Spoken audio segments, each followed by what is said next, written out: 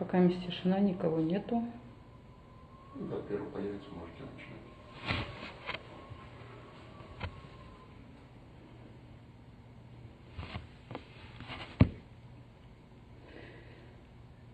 Здравствуйте, здравствуйте.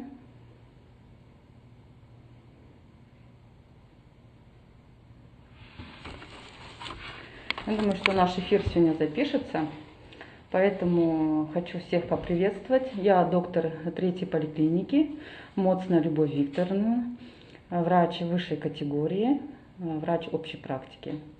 Сегодня хочу с вами поговорить немного об вакцинации и ревакцинации коронавирусной инфекции. Вот люди начали присоединяться. Как вы уже знаете, что вакцинация у нас уже проходит довольно длительное время, и сейчас мы начали проводить ревакцинацию кампании. Кому мы проводим ревакцинацию? Мы проводим людям тем, кто получил вакцинацию уже в течение 6 месяцев тому назад. Мы приглашаем всех на ревакцинацию.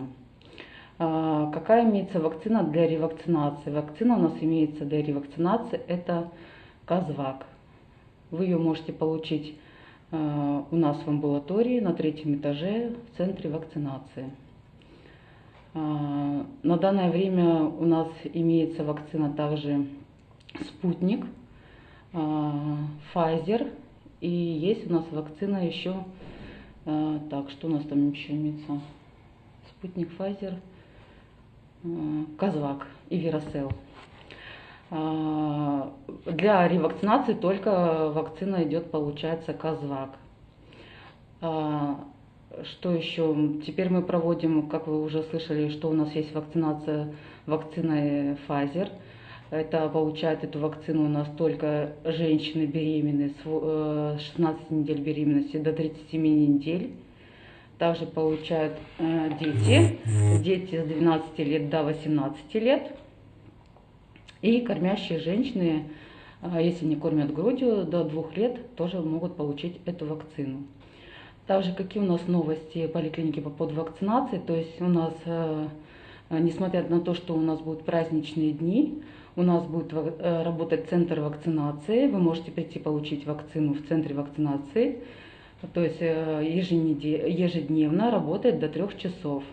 В будние дни вакцинация у нас работает, получается, до 6 вечера. Но желательно все равно прийти немножко пораньше, потому что после вакцины надо будет еще находиться в отделении вакцинации в течение 30-40 минут в пункте наблюдения. Также еще какие у нас имеются новости в поликлинике по поводу вакцинации. То, что сейчас мы предлагаем такую услугу для пациентов, те, которые не могут прийти сами в поликлинику, то есть есть пациенты нетранспортабельные или преклонный возраст, допустим, кто отдаленно живет от поликлиники, но на нашей территории у нас имеются также мобильные бригады, в которые есть доктор, есть медсестра, и получается доктор с медсестрой приезжает к вам на дом и проводит вакцинацию или ту же самую ревакцинацию. Сейчас, вот, несмотря на то, что будут праздники, тоже организована мобильная бригада нашей администрации. И также, если есть желающие получить ревакцинацию, вакцинацию, вы можете обратиться к своему участковому доктору или к участковой медсестре, дать заявку, что вы решили провакцинироваться или получить ревакцинацию, и к вам обязательно приедет мобильная бригада. То есть это очень удобно, да, скажем, не каждый пожилой человек может в зимний период времени приехать в поликлинику и получить вакцину.